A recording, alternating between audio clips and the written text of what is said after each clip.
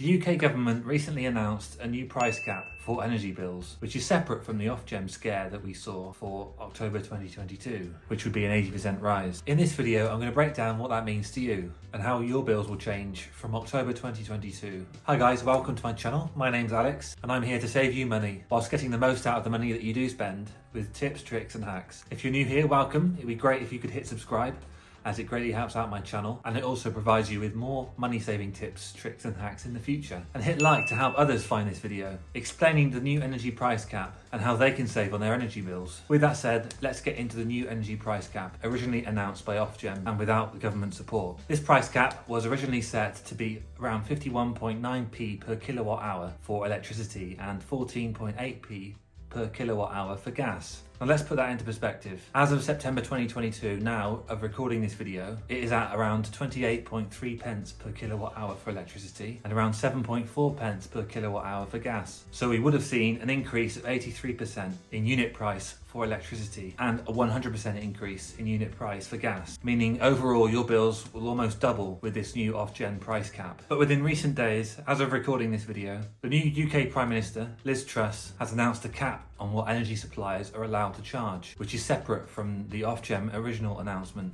Now this cap depends on the type of property that you have, but it's shown on the chart here about how much you'll typically be spending and how much you'll be saving under the new scheme. But this is just for a typical household and doesn't give you really a bigger picture of what that means. So let's explain how energy bills work. Your energy bill are based on two charges. One is the standing charge, which applies to each and every day you own or are renting the property. Of course, depending on if you pay rent and bills on top of the rent. But if your bills are not included with rent, then this also applies to you. With the new government scheme, the standing charge will increase from just over 41p per day currently, as of September 2022, to 46p per day for electricity, and will increase from just under 26p per day to 28p per day for gas. And these standing charges will be fixed for 2 years, from October 2022 to October 2024, under the new government scheme. This isn't a major increase based on what we're spending today. On average, the standing charges increase 11% for electricity and 8% for gas. But compared to this price to October 2020, and it's a totally different story. The standing charge has increased 131% since October 2020 for electricity,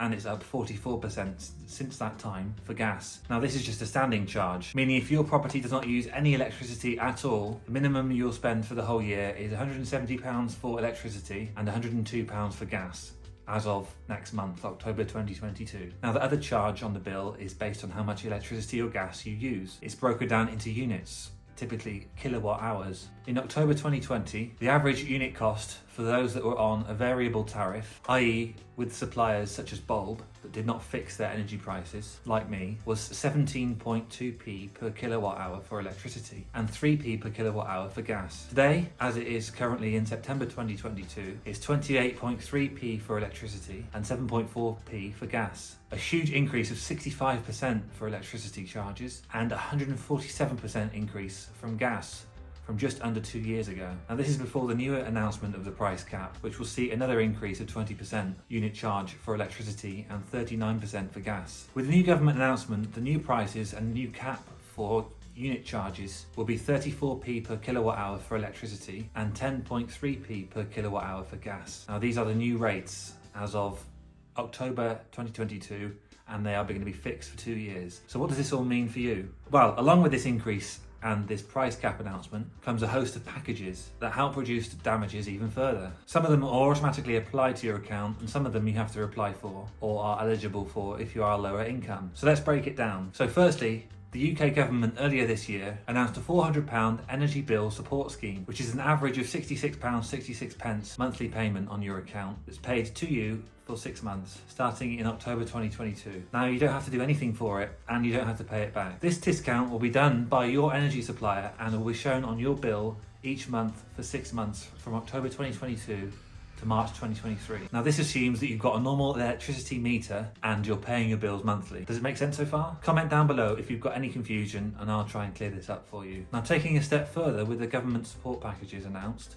The households most in need will be eligible for further support in addition to the energy bill discount. So this includes a £650 one-off cost of living payment for around 8 million households in the UK, households that are on means-tested benefits. There's also a £300 one-off pensioner cost of living payment for over 8 million pensioner households to be paid alongside the winter fuel payment that you normally get every year as a pensioner. There'll be a £150 one-off disability payment to help with cost of living for around 6 million people across the UK who receive certain disability payments. And there'll also be a £500 million increase and extension of the Household Support Fund available to councils to support vulnerable households with the cost of essentials such as food, utilities and clothing. Now, in real world terms, let's break this down into what you will be spending on bills for the next 6 months and for the next 2 years, because they of course will be different based on the schemes that you'll be getting. So let's use a hypothetical scenario where you're not on benefits but will get, as everyone does, the £400 government supports grant. At the moment, if you're on a standard variable tariff like me from Bulb, for example, with a unit charge of 28.3p per kilowatt hour for electricity and the 41p standing charge currently, and based on the average use of 311 kilowatt hours per month for electricity, at the moment you'd be spending around £100.41 pence per month just on electricity based on the £88 of use and £12.40 in standing charges. With the new scheme from the government,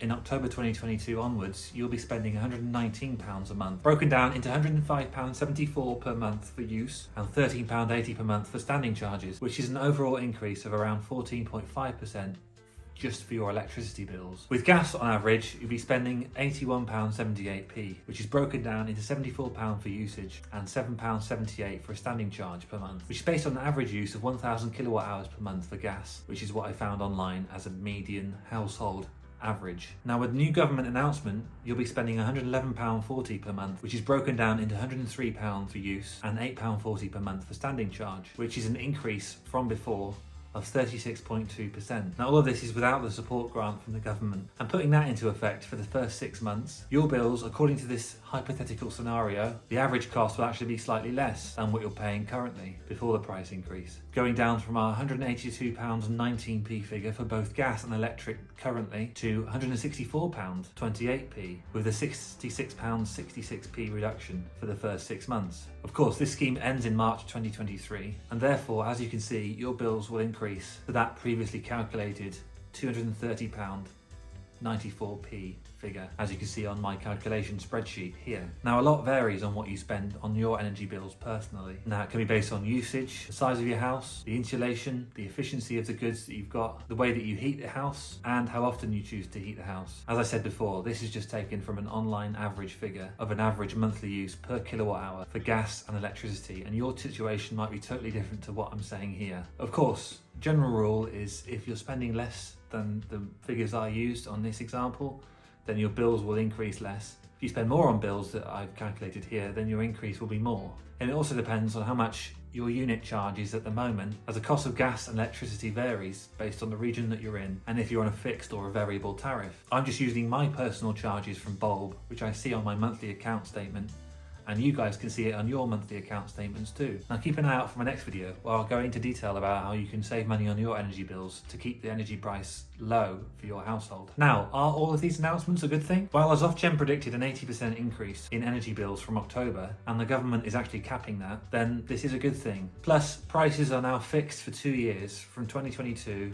2024, which means they can obviously neither go up or down in that time, and they're much more predictable to budget what you might be expected to pay for your energy bills. Also, with the threat of an increase in unit costs again in March, which was the previous estimate from Ofgem, then it also puts a stop to that with a new government scheme that they've capped the energy price. So overall, you may be thinking, what are the downsides? But I think there are two major downsides in this. One is the fact that 2 years ago, we were spending 17p per kilowatt hour for electricity and 3p per kilowatt hour for gas, with standing charges just under 20p for electricity and just 20p for gas too. But with the effects of the pandemic and all the furlough schemes and the government support, inflation at the moment is crazy high, and particularly due to the war in Ukraine and the sanctions with Russia, the fuel importing implications it has, this has made the prices increase at incredible rates, and a lot of people are struggling to come up with the funds that they need even with this new support scheme and cap from the government. Plus, at some point, all of these government initiatives will need to be paid for. With predicted future increases in tax, it may be a short-term fix until 2024, but what price do we really pay in the long run? With that said,